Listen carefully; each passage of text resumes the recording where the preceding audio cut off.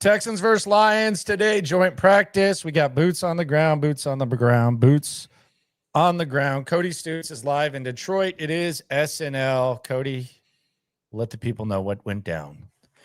It was a busy joint practice. I would say that it was a real slow start for the Houston Texans on offense. They finished much stronger on offense. And then the defense with the Lions offense, it was like a boxing match all day long, just trading blows back and forth, back and forth, back and forth throughout the course of practice, from all the way from 7-on-7 with a little individual offensive line, defensive line, through the end of the practice. The defense of the Lions offense just slugging it out, and the Texans had some really, really nice moments considering the Lions have a pretty darn good offense. I know Ben Johnson's not there anymore, but Jared Goff still got some really good players around him on that offense. So pretty good day. I give it overall slight lean to the Lions as the winners of the day, just because that slow start on offense for the Texans, and some of the second team or Davis Mills led stuff didn't really go anywhere at different points. So a little slight edge to the Lions overall, but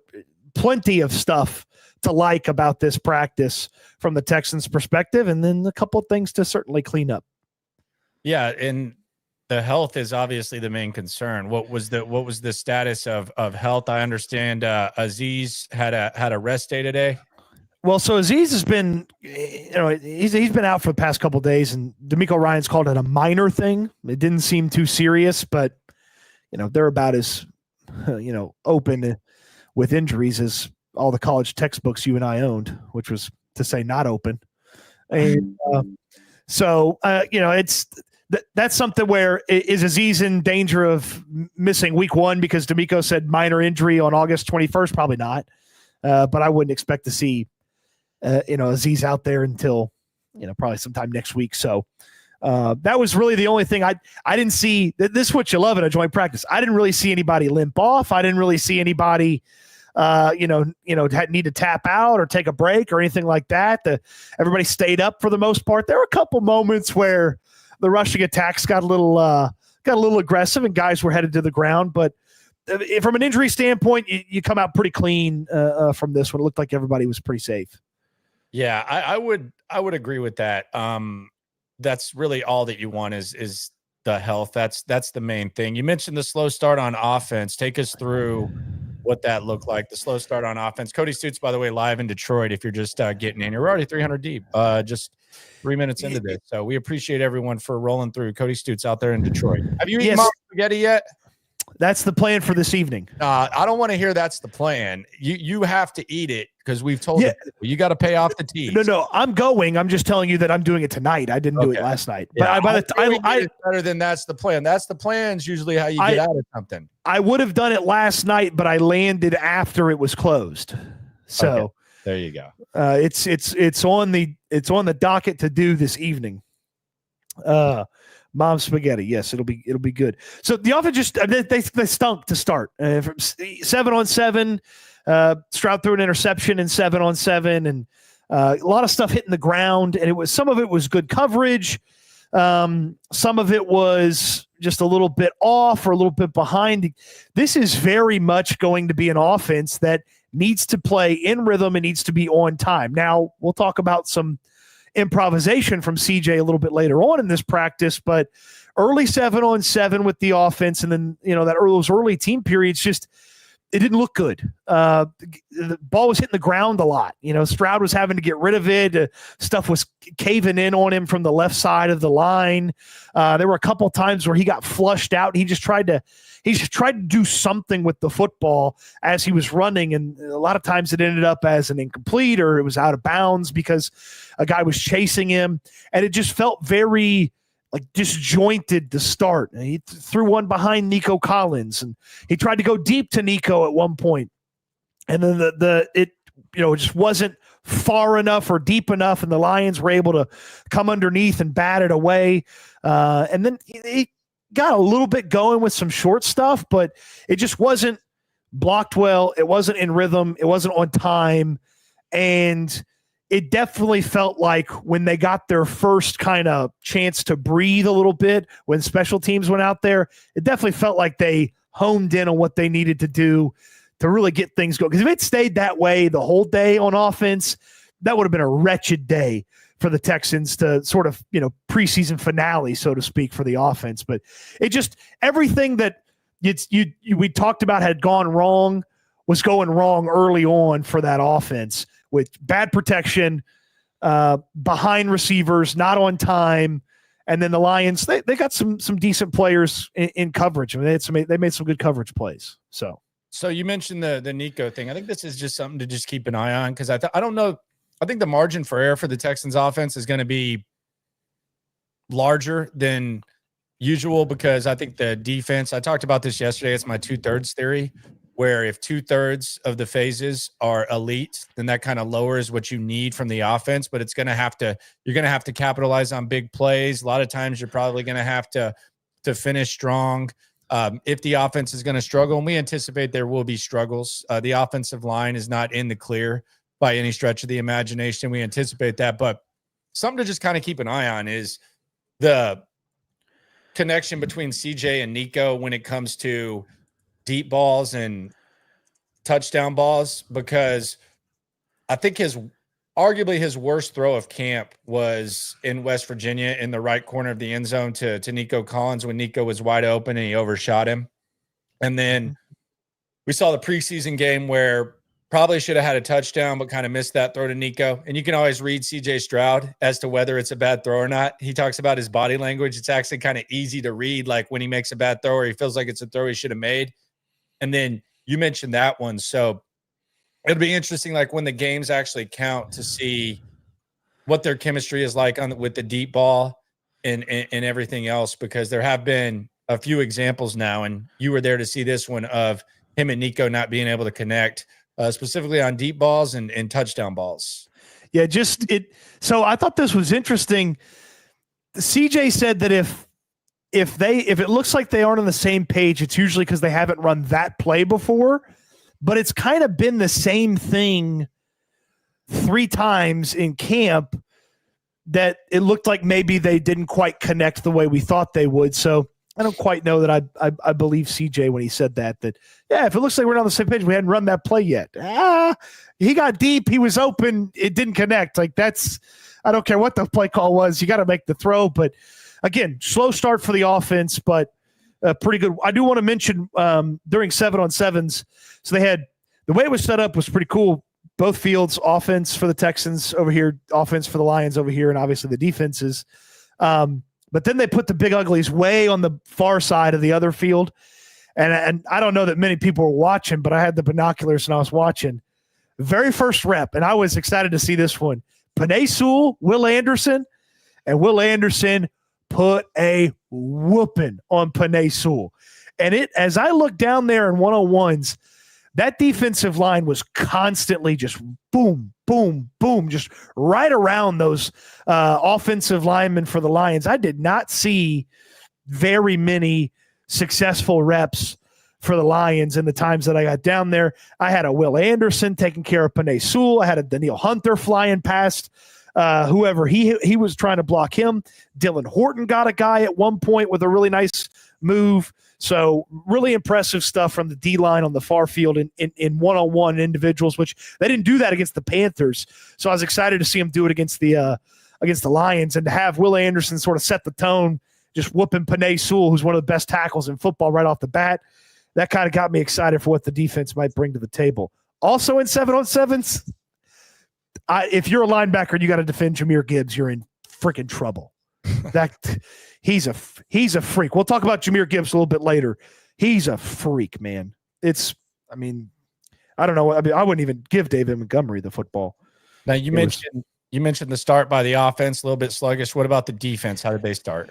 I thought the defense played pretty sound early on. They weren't getting to Goff. I know they talked about with the one-on-ones, like, hey, there was some pressure. They didn't get as much pressure on Goff early on as I expected them to coming out of those one-on-ones, but they really just kind of trusted their coverage to go out there and win some of these battles. And Goff found some empty and some soft spots from the defense and was able to kind of keep things going. There was an early one where Khalif Raymond, who's one of their little small wide receivers.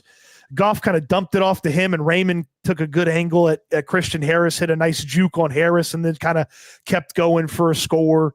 But the Lions could not run the ball up the middle. I mean, they tried a couple of different times to go up the middle with the rushing attack, and it didn't work out really well. They did get a nice one on a draw play early, but they didn't get that again later on. So I thought the defense, especially the front seven, keeping them from running the football and then making Goff put it in the air. And really the only time I felt like, oh, man, this guy's wide open, there was one Jamison Williams play early where he got Derek Stingley, and that was a little surprising. I felt like that's not the type of guy that gets Derek Stingley when I think about it. But, hey, you're a cornerback. You're going to take an L sometimes, and Jamison Williams had that early victory, and it was a long time before Jamison Williams had another victory against Sting. And they challenged these linebackers in coverage a couple times too, and I thought the linebackers did a pretty good job to kind of be in the area, attack some of that short stuff that, they throw it into the place where Texans defenders aren't.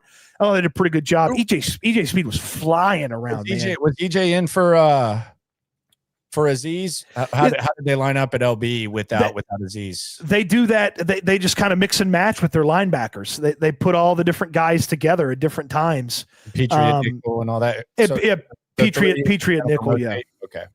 Yeah, and so I EJ Speed at one point in a live rep he might have dislodged the football. Like it was a nice thump at the line of scrimmage. So really solid. I wouldn't say great or good, but solid from the defense early on, trying to kind of take Goff's temperature a little bit and see what he was going to try to do throughout the course of the day. All right, let's go to the soup real quick. We'll continue this. We're live in Detroit. Cody Stutes is on the scene. We got boots on the ground here. Missed start for the offense, good start for the defense. We'll get more into that in a sec. Let's go to the soup, though. You ain't never hate. Swarm. All right, so Logan says, who was your standout player and how did the OL do?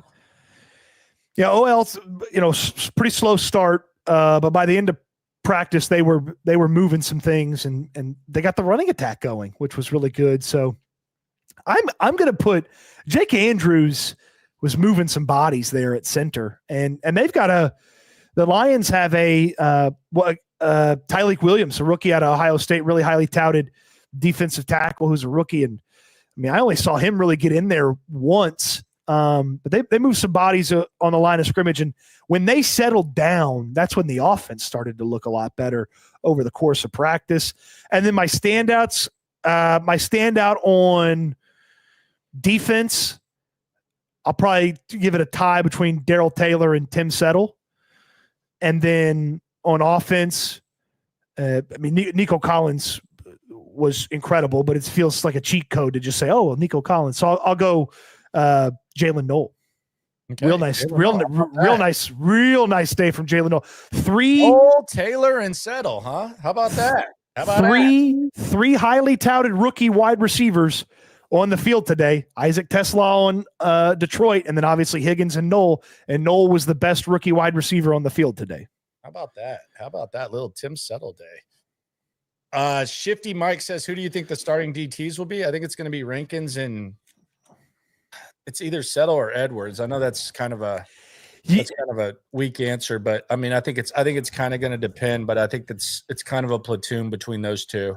I mean, I would tell you that Sheldon Rankins is for sure out there, and then 100%. Yeah, that other spot's going to be sort of mixing and matching based on what they think. Like if they know it's going to be a early down run, you may see Fatukasi out there. If they think it's going to be early passing, you may see Edwards or Settle. So I think they're going to mix and match around Rankins. By the way, Rankins, this was an early one because Detroit's got my guy. Detroit's got Tate Ratledge. So I was watching the Rat Dog, see what he had. He wears 69, of course, which is hilarious. And he looked nasty out there. I like my offensive linemen to look like they smell. And then Sheldon Rankins whooped him silly early in practice. That grown man strength's a thing against us. Just get the OG out there like Derek Barnett with Ursery the other day. It was like the club. He just kind of got him out of the way and fired in there. But yeah, Fresh Prince. Today felt like Hey, it's going to be a lot harder than you think it is, Dave, for old Tate Ratledge, because they were busting him in the mouth a few times. So, Jake Eubanks on the soup. He says, "I almost went to jail in the Detroit area." I like chats like this. This is my jam right here. This is incredible. I almost went to jail in the Detroit airport coming back from Amsterdam. Damn. So you almost got arrested. It wasn't even in Amsterdam. They found a roach in my pocket. I had to pay $500 to get me to let me go. Story. Man, jeez, a roach. Is weed legal in Detroit now? This had been a while ago. Is marijuana legal in Detroit? I think so. Marijuana called Kush on the streets. I think so, because I saw a couple of different billboards advertising it. So I think so. Jacob, he asked the question, who did CJ call a fatty during the presser? That was Tyleek Williams. That was Tyleek Williams, their defensive tackle, he came by so the presser was outside the Lions weight room, and he was walking around while CJ was at the podium, and he was like I think he was calling him a baby or making baby noises. I didn't really hear what he said. And then CJ said something like, get on, fatty, or something. And then Tyleek started laughing. He's like, nah, it's okay. It's just my college teammate. Zach says, how was Chubb today? Well, I mean, you know the bit early on, the O-line wasn't moving anybody, so it was Chubb stuff. Yeah, it was Chubb stuff early on. And then once the O-lines kind of got going, actually, I would tell you that Chubb, with a couple of nice plays in sort of that start of the middle portion of practice, with a couple of really nice plays, kind of got things started for the rushing attack. And then when the backs started working and they started being able to run the football a little bit, and it wasn't huge, but I mean, instead of a stuff or 2 yards, they're ripping off 4 yards. There's a 5-yard carry here. And then Chubb did something I hadn't seen him do yet in training camp. He had a horizontal, move, and primarily he's been north and south. He had a nice horizontal move and bounced it all the way out and looked spry, agile, faster than he'd looked. And so maybe it's just taking him time to get into shape, and you're deploying him a little bit at a time. It's not like it's 25 carries for the game, but a handful of carries against the Panthers, he looks pretty good. Handful of carries here once the offensive line got their job and started doing it well. He looked pretty good. So I thought Chubb looked one of his better days overall. Yeah, they're it seems like they're shaping up a committee. And I know we'll get to other pieces of that committee because spoiler alert, stay tuned. Dameon Pierce did get some infield action today, and there's another guy who stuck out. So we'll talk about that in a sec as we go through the obs live in Detroit. Also on the soup, you want to say Adieu 890? Is that how we're saying it? Yeah, I think so. I think that's how we're doing it. He says, shout out to Cody Stutes for meeting me before the game against the Panthers. Thank you, my friend. Hey, thanks for the kind words, and thanks for meeting me before the game. Yes, sir. Vigilante Williamson says he's drafting Gibbs 101 if I can. He would have been my first pick. If I had the first pick, he was going to be my first pick. Well, wait till you hear what he did later in practice. Yeah, that would have been my that would have been my first pick if I'd have had it. All right, so you said the defense had some were solid early. They had some pickups. Where are we going from here now? You talked about the offense settling down with the previously mentioned committee. Yeah, a couple more things about that early part of the defense. Had a real nice coverage sack. They kind of let the play keep going, and Stingley came flying in there for a pass breakup. Petrie had a couple of really nice coverage moments in this one. It started early with the pass breakup on a short pass trying to get the ball to Jameson Williams. And, man, let me tell you, early and late, Jalen Smith got targeted and got abused, man. Isaac Tesla got him early on in the 7-on-7. They got him again in one of those early team portions. Late in practice, Khalif Raymond got him in the red zone. And then there was some nice moments in the middle for Smith where, he's in the good right spot or he stuffed a guy at the line of scrimmage, but there's some growing pains for Jalen Smith. And he's going to be on the field if if Lassiter or Derek Stingley aren't on the field And so there's some catching up to do there for him. How did D look?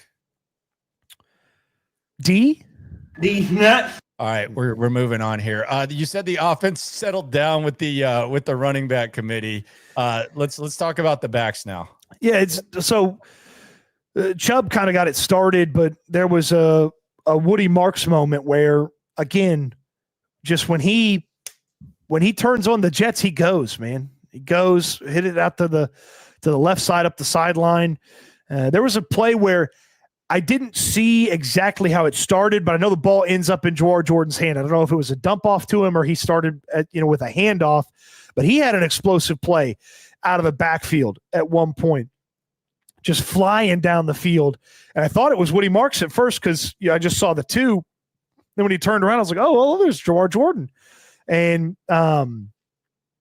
British Brooks, big hole on the right side. And it wouldn't have been a touchdown, but it'd have been easy 20 yards. Like one Lions defender came in and had his arm out and was like pointing down. And I was like, buddy, that's not a tackle on British Brooks. Like you're not doing one arm. Like some DB's not one arm tackling British Brooks. And, he's not fast enough to blow everybody away and really cruise down the field, but that'd have been an easy 20-yard gain. And then Pierce, they got in the red zone at one point and he had a pretty good run, handful of yards. And then the very next play, the Lions looked like they got a little confused there on defense. And Pierce is standing right there in the middle of the field, and they just dumped the ball right over to him. Touchdown. So Damian Pierce receiving touchdown, huh? Yeah, and they threw him the ball the other day in practice, and he's not a guy that's caught a lot of. Because Vandy asked him about that, like his receiving skills on Texans All Access, and I was like, "What?" And then, but maybe there's something there. Yeah, and maybe it obviously didn't work out the past couple of years for him, but it's not like he caught a bunch of passes his rookie year either. So maybe it's an untapped piece of his game, but a couple practices in a row. I need to see the backs catch some balls like that. That's the one thing. That's the one thing that I admired the most about the New England offenses. I need to see the backs. And it was one of the more frustrating things about Bobby last year. I need to see the backs catch some balls. I really need to. Damn it, Bobby. You got to see that. Have to. On the super chat, Uriel Garza says, any starters that will play the last preseason game? No. I mean, I would say probably not. I mean, some guys that would be quickly in the game might get a moment here or there, but it felt like this was the preseason finale for a lot of guys. Yeah, I would say absolutely not. I hope not. Jacob Hyatt says, having Landry type issues with the super chat. By the way, it was the power strip yesterday. Very, very relieved to know it was the power strip. That's been what's going on with me, which I guess those things kind of expire. It's way better than the Roadcaster, I will say. Be safe in shady Detroit, Cody. That place is a crap hole. I've heard it's nicer now. He says also H-Town has great Italian food. That's a lie. You tweeted that yesterday. There were even restaurant owners in the mentions being like, yeah, not great. Maybe this place, maybe that place. Like, Houston's a good food eating city. I'm like, no shit, it's good. That's why it's so weird. Like, yeah, it's an elite food eating city. Like you can find, I mean, you can find like a Mediterranean spot like crazy here, but the Italian's a little suspect. Luis says, in a do-over, do the Texans still draft Nico or go with St. Brown? They're happy with what they did. Sure. I mean, the argument that I would tell you put St. Brown ahead of Nico is he stays healthier. Yeah. Oh yeah, for sure. But yeah, I think they're pleased. They're very different types of wide receivers though. Like, I don't know that Nico could do what Amon-Ra does. I don't know if Amon-Ra could totally do the exact. I mean, he probably could, but like some of the agility stuff that Amon-Ra has, I don't know that Nico's got that in his bag. Christopher says, Cody, I don't know if anyone told you this today, but you're the man, bro. Yes, you are. I agree. Thank you. I agree with him. So the running backs look good. Damian Pierce with the receiving touchdown. Woody Marks, you said, looked great. Nick Chubb with his best day, and a little bit of a flash from Jimmie Jordan. How did the DBs hold up against those Lions receivers. Those are some crafty and speedy receivers that the Detroit Lions have. Specifically, someone I thought the Texans wanted when they ended up with Kenyon Green, Jamison Williams. Yeah, so this was to me the best counter punch of the day, because it felt like for every play where it's like, ooh, like the Lions receiver got the Texans DB, there was a play later where the Texans DB had a really nice moment. The best play by a DB all day was Derek Stingley. And this is probably not too far after the Jamison Williams play where he looked, pretty good against Stingley. So Amon-Ra runs a route, and Stingley's, we've talked about it before, he does this thing where he figures it out and he runs the route for the wide receiver. Well, he did this, and I've never seen it flip like this. He did it. He turned where Amon-Ra St. Brown was supposed to be. And when Goff threw the ball, it looked like he was trying to throw the ball to Stingley, and Amon-Ra was the DB and had to bat it away from Stingley catching the interception. Like it was like Stingley knew the play, knew where he was supposed to be, and it was like he had run the route as the receiver, and Amon-Ra was now the DB. It was awesome. And of course, Derek Stingley just kind of ho-hum right back into the huddle, get ready on the next play. And the sideline's like, yeah, they're like losing it. But I thought that was the best play by any of the DBs today. Amon-Ra in the red zone, God, so hard to defend him. So hard. That was one of the big things that stuck out to me the most, is like their weapons feel like weapons. He's strong, he's fast, he's smart, he's got good fundamentals. Like there's really, like, as far as like, he's kind of smaller, so it sometimes, like, that's almost like an advantage, especially, I mean, it can be a disadvantage, but if you're open, then it can you can kind of get lost. He's like the perfect red zone guy. Well, he was really good in the red zone, and there was one play he caught one in the back of the end zone, and Bullock he couldn't cover him in that situation. And the Lions ran a similar play not too long after that, and Bullock had it read perfectly. And it was almost like he baited Goff into doing it, because Goff kind of it was like roughly the same route, and Goff threw it into the middle, and Bullock just kind of comes from underneath, like almost like he was standing behind Amon-Ra, and just kind of like pops up there, and interception in the end zone. Great job by Bullock. He had some nice kind of close moments to the line of scrimmage. I mentioned Petrie earlier. Petrie had some really good coverage moments. He had a pass breakup on Jamison Williams. He had a pass breakup on Sam Laporta, which I thought because of Gibbs and Amon-Ra, and then Jamison Williams was really fast a bunch of different times. You almost forget they also have Sam Laporta. And I was like, man, Goff's hitting this tight end a lot. And I was like, oh yeah, no, of course he is. It's Sam Laporta. And so Petrie flew in on Laporta and batted one away. And then had one where he kind of stopped him early in a play. And then Laporta got him one time, just a really good route, got him. And then Jamison Williams used the speed, but he's an inconsistent football player. He had a really bad drop in the end zone. Kamari Lassiter just put the clamps on him at the end of practice. Like that was probably the best rep all day from Kamari. Just Williams hit him with a bunch of moves. Kamari wasn't affected by any of them, and he's right there. He's all over him. Goff can't, there's nowhere for Goff to throw it, so he kind of just dirts it past Williams. It was a good job by Kamari. Trying to think of some of the depth DBs if they had any. MJ Stewart. I thought he was going to start a fight. He popped the guy at the front of the end zone, and I was like, oh, I don't know if that's what you're supposed to do. And then Russ Yeast took a cheap shot on somebody, just kind of like a little like shove at the end. I was standing next to my buddy who does radio in Detroit. I go, that's the likes to fight guy. He goes, oh yeah? I go, yeah, he tried to fight an offensive lineman recently. He goes, that's not good. Yeah. He's a nasty mofo, that Russ Yeast.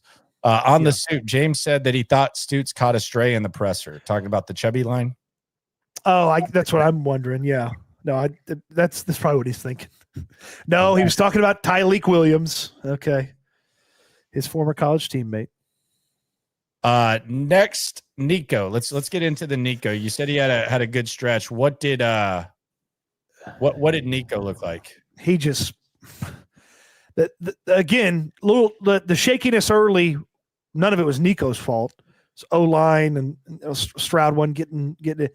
Once they timed it up, once they were in sync, there was a little bit of time there for Stroud. Nico was unstoppable in the middle of practice. I mean, just open. You're getting open on a consistent basis, sidelines, middle. I mean, just he turned into, throw it to him, he's got it. And, again, I thought there was some early success against him from a few of these DBs, but I mean, he was crushing guys in the middle. Just really great job there in the middle by Nico to just give them something to rely on. And they're going to rely on him a bunch over the course of the year, but to have the offense kind of settle down and him be in that kind of groove, it was cool to see. Shout out to the Texans 2002 in the soup. Cody's live out there. What about red zone? Red zone's always fun because you see guys get into the end zone. What did the red zone look like from both perspectives? Yeah, let's start with defense. Again, a bunch of good stuffs in the middle of the line of scrimmage by the Texans front seven, and even some DBs coming up to help them. But let me tell you about these two Gibbs plays. Just special player, special couple of plays, back-to-back plays, actually.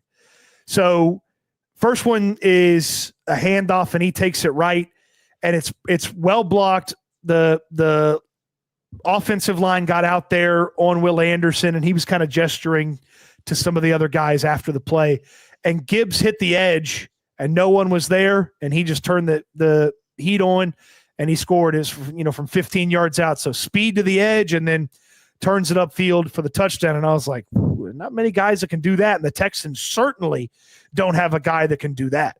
That was the biggest. They don't have one of those moments of the day when Gibbs did that. And then the next play, he goes left, and this one's a little bit slower developing. He lets the line get out in front of him, hits a couple of jukes before he gets to the defenders to kind of set them up. And again, turns on the speed, gets to about the 3 or so yard line. It looked like a DB went to go tackle him. They weren't tackling him. He was going to blow through him into the end zone. So he gets in there. So back-to-back touchdowns, 15 yards out, two very special plays by one of the best players on the football field. And it was well blocked the first time. Nobody was catching him, and nobody was stopping him the second time. He just set everything up perfectly. And that was the biggest, like, the Texans don't have anybody that can do that. That's a weapon. And it was impressive. On the Lions weapons, what was up with them? I heard Jameson Williams had some pretty decent moments. There was, I mean, he got loose a little bit more, and I got to go back to the Texans red zone here in just a second, but he got loose a couple of different times. He got deep on Stingley at one point and was just barely out of bounds. Got behind him. Goff was just a tiny bit too far. He got loose in the red zone one time. And then, of course, as I mentioned, he's a little inconsistent. His drop, and a couple of times it looked like maybe the route wasn't as crisp as it needed to be, but that speed's a weapon, and they decided to use it a couple of times, and it worked to their advantage. It either cleared things out underneath for Goff to go out there and dump it off, or he was open.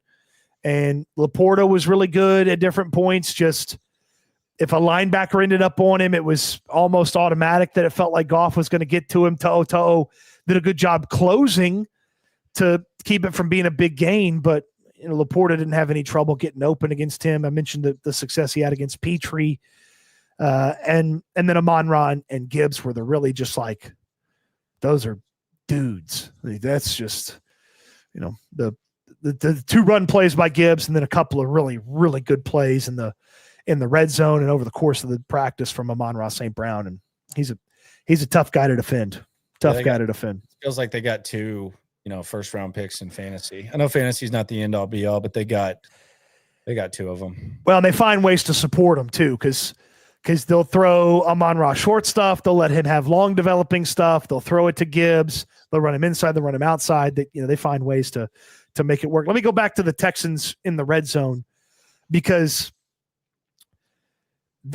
Christian Kirk just gets, I don't know how defenses do this. They just lose him sometimes. Like he was just jogging in the back of the end zone one time and CJ just kind of dumped it over to him. And I was like, I don't know how if you're a defense, I don't know how you're not keying on Christian Kirk in the red zone. And they just lost him. He was behind the defense in there for a score. They ran the ball a lot in the red zone. Just maybe it looked like they were trying to punch one in on the ground. It didn't, then eventually never did. And then this was what I really liked from a couple of the reps. CJ just took off. It was one of those where you don't respect that I can run a little bit. There's nobody here. And CJ just took off. One was a scramble where he had to kind of decide to go and he went and he beat the guy to the pylon by a few steps. And then the other one, they run that play action rollout a bunch. You've seen it in the preseason. We've talked about it throughout the course of camp, and nobody, like there was wide receivers to throw to. There was probably somebody that he could have hit, but nobody was over there. So he just kind of walked right in. And so there's a couple of good use the feet decisions from CJ Stroud over the course of this one. Including 2 scores. That's obviously something that he needs to do and consistently. It seems like he's willing to do it in big games, but consistently. So overall, the scoreboard, you would say that the Lions had the better day if you had to score this. I'd say slight advantage to the Lions because they had offensive success early when the Texans didn't have offensive success early. So I'd say slight advantage. But the Texans defense, I mean, later in the practice, there was a moment where they had the Lions and Goff 3 and out, and then they were off the field, and Kyle Allen was in the good boy. He's bad. And Malik Hooker's bad too. How is he still in the league? He must be like a hell of a resource for the quarterback, which is how some backups stay in there. He must be like a hell of a resource, like almost like someone you want in your group project or something like that. Yeah. Yeah, but he wasn't very good. Hendon Hooker, not Malik Hooker. Hendon Hooker. Malik Hooker's the safety. Hendon Hooker wasn't very good either. Daryl Taylor. He just having a good camp, man. I want them to give him a damn rest for the game on Saturday. You've already rode him to death in the games. Give him a damn rest, please. Daryl Taylor. It's like he phased through this poor tackle. The guy had no chance to touch him, and next thing you know, he's back there just kind of waiting for them to blow it dead. And it was a really good job by him. Will Anderson had a sack where he forced a fumble. So and he was, how Will gets when he has a big play, and then the whole defense was kind of pumped up. At one point, Taylor forced a fumble with a sack at one point. It might have been that play I just talked about, actually, where that he forced a fumble. One of the backup QB, I think it's Kyle Allen, forced a fumble on him. And then Settle and Horton had a really nice rep together where they ended up kind of meeting at the quarterback for a sack. Tommy Togiai and Daniil Hunter basically deposited 2 linemen in Goff's lap, and he kind of just did when the quarterback sees the lineman coming and he just kind of gets it out of bounds. Yeah. He just kind of he had to do one of those. And then Settle had one play where he had to stop or he would have murdered Jared Goff in broad daylight. Again, props to Tim for stopping in time, because it was one of those where he looped around and he had a clear shot at Goff and they let the play go. I think it ultimately ended up being a completion, but in a live rep, they're probably peeling Goff off the turf. Kyle Allen? No, it was on Goff. No, but yes, Kyle Allen, one of the top recruits in the nation out of Arizona. Oh, yeah. Him. You know who his leading receiver was? A top 50 receiver, a top 50 wide receiver in recruiting rankings. You know who his go-to was, his receiver in Arizona. Who was it? Mark Andrews. Oh. And a wide receiver. How about that? Tight end. Did he know he had diabetes then? I think he probably did, maybe not. You ain't never hate. Swarm. Got boots on the ground out there in Detroit. I got a question about the offensive line in a sec. First, though, let's hear from Preston, our guy. How did our tight ends do and our linebackers do in coverage? I can nothing to report from the tight ends. They were not featured very much in the passing game. Some short stuff here and there. There was one play. It looked like Dalton Schultz had run the perfect route and was sitting down in the end zone. Stroud got it over there, and Anzalone, one of the linebackers for the Lions, he figured it out the last second. He just flew over there and batted the ball away, and Schultz was like, dang it, maybe he should have gone to the ball or something. But that was probably the closest the tight ends got to from a receiving standpoint. Jakob caught one pass that it looked pretty clean and crisp from him. And then one to Stover over the middle that I put in the notes, but not a lot to note from the tight ends from a receiving standpoint. Harris had a great coverage rep, just pure athleticism. Probably the only linebacker that could have done this. Recognized the ball was kind of going sideways to the sideline, and he just flies over there. He gets there right as the ball kind of gets there. Wide receiver can't come up with it. Incomplete. Matt Burke was losing it. He was pumped right there on the sidelines. By the way, DeMeco Ryans initially early watching almost all offense, and then kind of made his way over to defense, and then would bounce back and forth. Can't keep the defensive-minded guy right away from the defense forever. Can't do that, especially when it's that competitive. HDAV Traveler says, afternoon, my friend. So how did Ariante Ursary hold up, and where was he? Was he on the left side? Yeah, I mean, the CJ talked about the line after and, gave him all praise. It's the line they've been playing for the past few days. And slow start for Ursary. And again, that left side of the line was kind of caving in on CJ early on in practice, but then everything felt like it kind of settled down for everybody on the line, from Andrews at center to Ursary at left tackle to Titus at right tackle. Titus had a couple nice one-on-one wins against Aiden Hutchinson. And I thought Hutchinson was going to come in here. I thought he was the type of player that could just take over at practice, and like a Will Anderson. I thought Will Anderson. I thought Hutchinson was going to do the JJ, where it's like, well, you got to get him out so that the other team can have like an actual rep. But that was not the case. The Texans were, they threw some stuff at him a couple different times. There's some help for Titus. Titus one-on-one with the play going away from him. But he still got his. He still got in there a couple of different times. And mostly when he did get there, it was from the left side. So that's Ursary and Tomlinson trying to stop him. What about the special teams? Did they do live special teams? I know we don't talk a lot about it, but sometimes they'll do live special teams in these things that I always think is kind of sick. They did do some live kickoff, and both sides had two really good stuffs short. Like the kickoff return, the returner took it out, and then it was well behind the 25. I want to say it was EJ Speed for the Texans that made the play. I think that was who it was. And then they caught up to Barrios in a hurry at one time, and it's almost like he didn't expect the coverage to get there that fast, and there was really nowhere to go.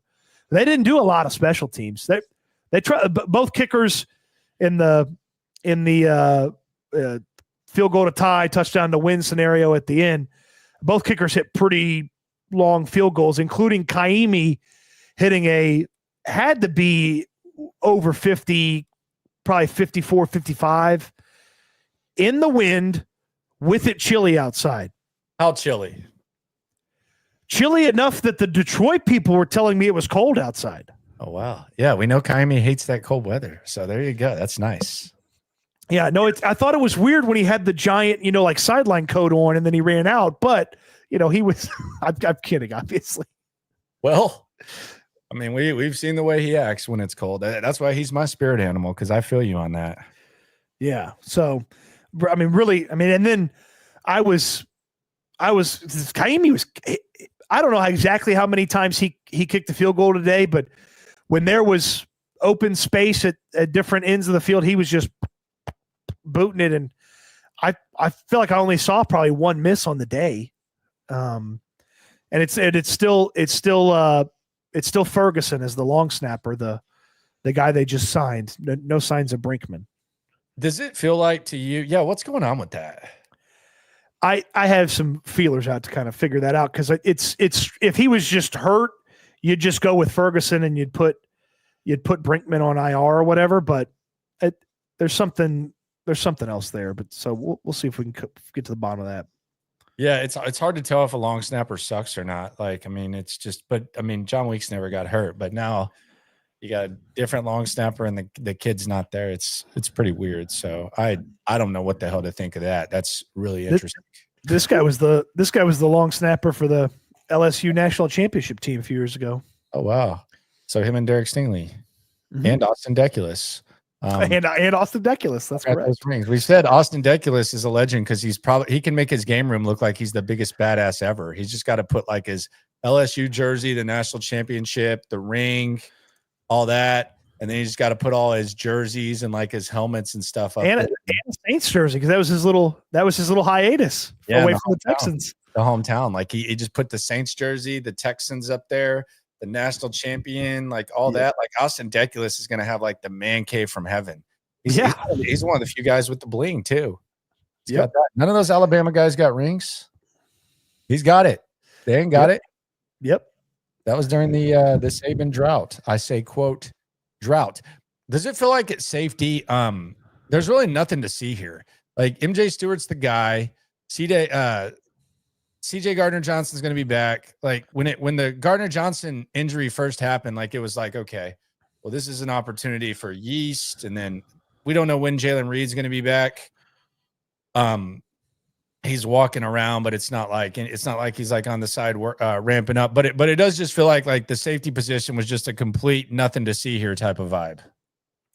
Yeah, I didn't really. I mean, there was a moment where, okay, Laporta got loose on MJ Stewart. That's going to happen. It's Sam Laporta.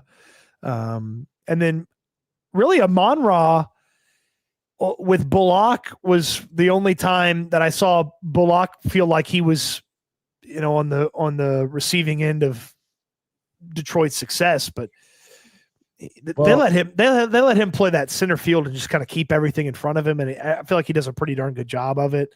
And MJ Stewart's fine. He's obviously not CJ Gardner-Johnson, but they can survive until they have CJ Gardner-Johnson.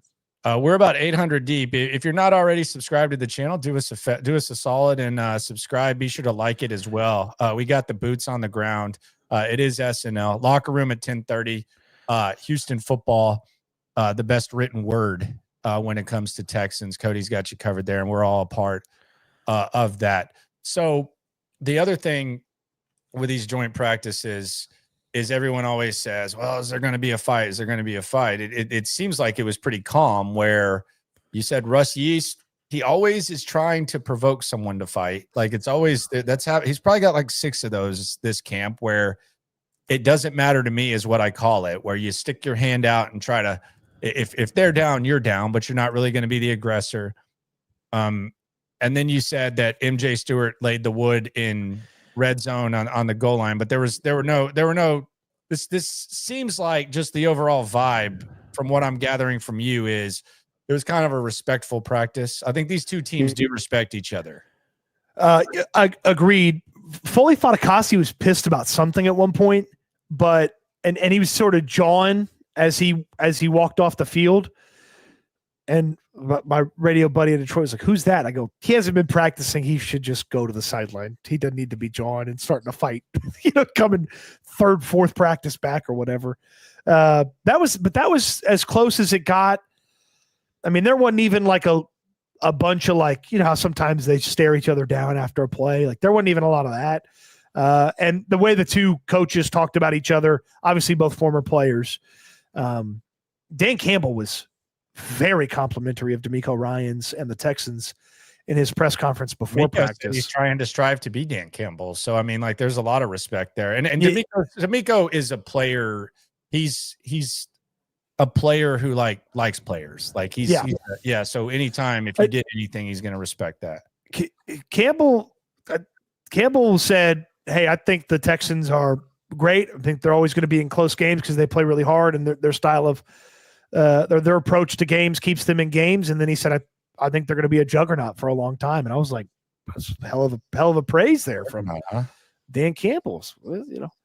A juggernaut's not quite one playoff win and go on the road and lose. So they're going to have to change that if they want to get to juggernaut status.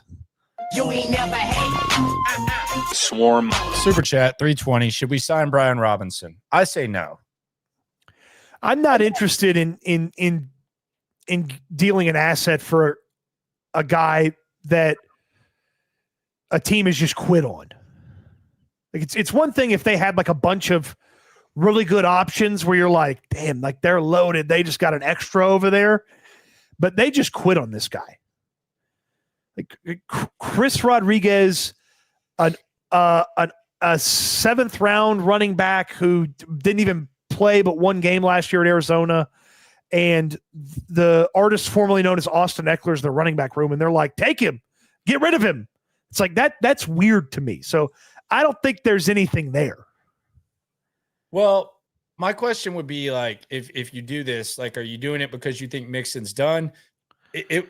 If he's clearly better than either Pierce or Chubb, then maybe you can talk me into it with the committee. But like, I think with this committee, I think they have a comfort level with it, and I don't think they want to like break up this committee just to try to sprinkle Robinson in, unless you believe that he's more capable and a better back than Pierce and Chubb, which he could be.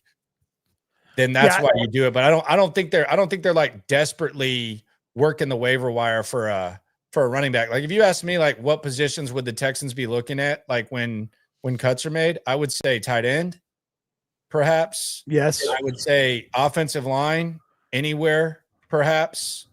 Nothing at wide receiver at all. It's kind of, I don't want to say an embarrassment of riches, but you're 7 deep right now and you just traded someone, and that's pretty remarkable given what the position was. And then I don't even know if they're in the market for a D lineman right now. I think next off season they're going to try to get younger on the interior of the D line, but I don't want to say you're set at corner and safety too, but like this is a pretty deep team.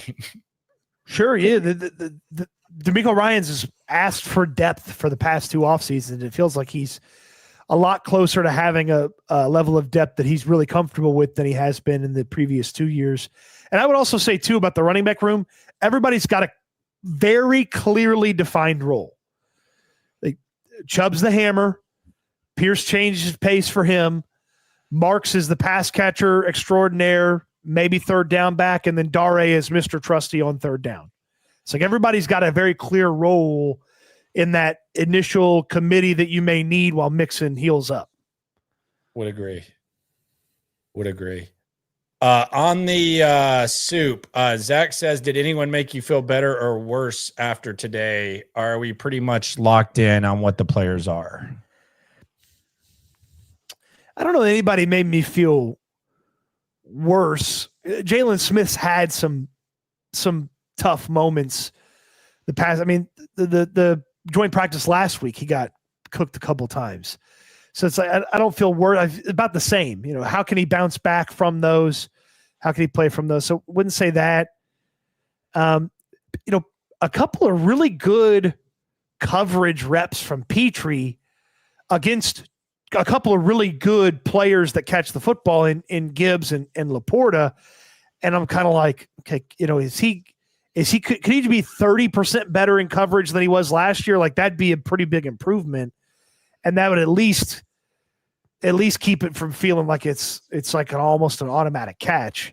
But no, nothing really drastically changed for me for anybody on this one. But signs of life from coverage, Petrie. It does feel like it's a pretty set in stone, non-mysterious cut down. Like there could be like a few slight surprises, but there's nothing really crazy. And I wonder too if there's we saw a flurry of trades yesterday, late rounds, low roster guys. Like I wonder if after this weekend's preseason action, Caserio works the phones.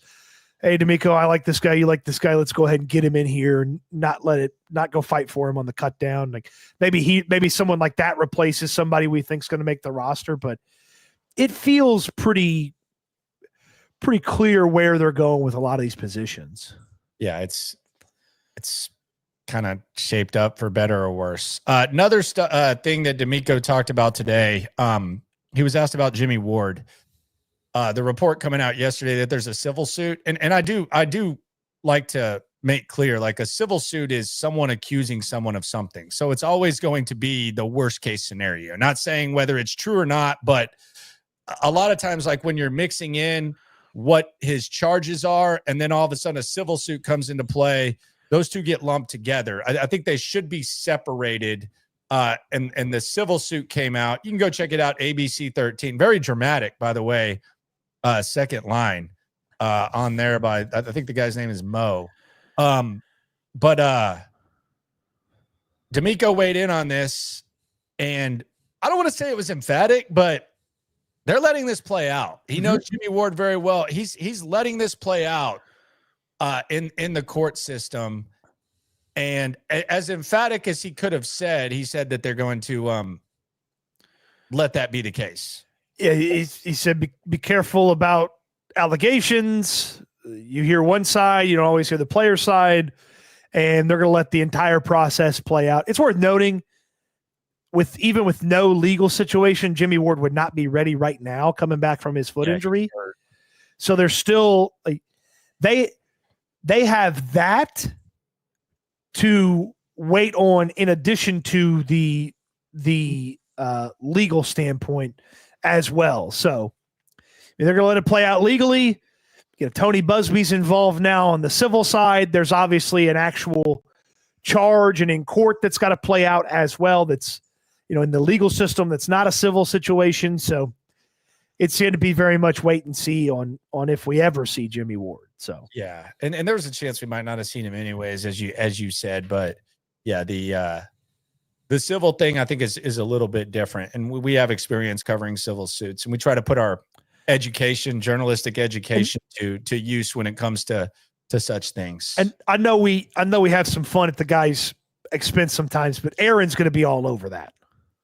Yeah, Aaron Wilson will be all over the civil thing, and he will be responsible when talking about it. I will assure you. I've talked to him about this. He's going to be very responsible when reporting this. I've talked to Aaron about this. I know we kick Aaron in the nuts. Aaron's an entertaining dude, though. We talked to him. He works his ass off. So yeah. Not the best injury thing right now, which we'll always make fun of. And I'll make fun of to him, but I know we kick in the nuts, but we kick each other in the nuts. But he works his ass off. So yeah, especially on these types of things. So yeah, he'll figure it out. 320.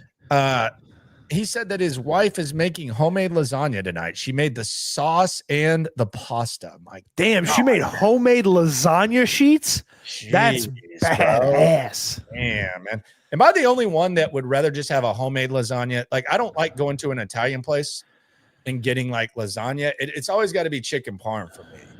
The lasagna, I'm more of like a homemade like lasagna if I'm gonna grub that. I love a homemade lasagna. Fat squares. The best if you can get it cooked, fridge it, and then get it the next day. That's when after the flavors have really melded in there. That's when it really gets. Leftover spaghetti and lasagna just goes ham, dude. That is the way to go. No doubt about that. Is there anything that we left out with the obs? Yeah, let me just fire through a couple of these. Jaden Higgins had not a ton of stuff from him today, but had a really nice down the sideline play from Davis Mills. Mills had some bad luck and he had some bad throws. He had a perfect pass to Braxton Berrios at one point. It hit Berrios in the chest and it bounced straight up into the hands of the Detroit Lions. And then he threw one just nasty. Never saw the guy interception. So that wasn't good. I mentioned Jalen Noel a couple of different times, just wins fast, just wins so fast. He got loose in the back end of the end zone, scored a touchdown at one point.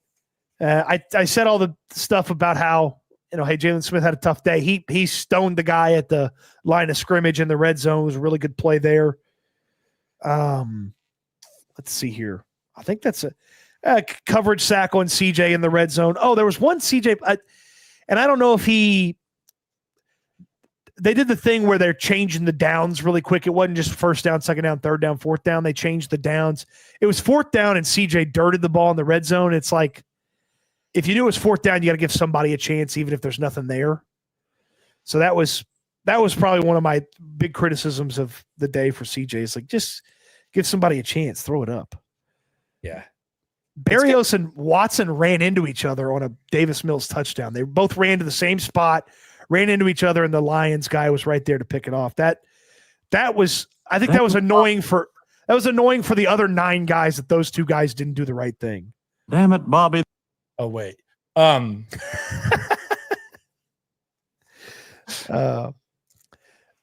Xavier Hutchinson falls down too much. What? I wrote that down. He fell down in the 2-minute. It probably cost him 8 seconds. But then he put a move on this guy and got out of bounds on the sideline. So I can't be too critical of him. Yeah, he's had a good camp, man. He's had a really, really good camp. Man,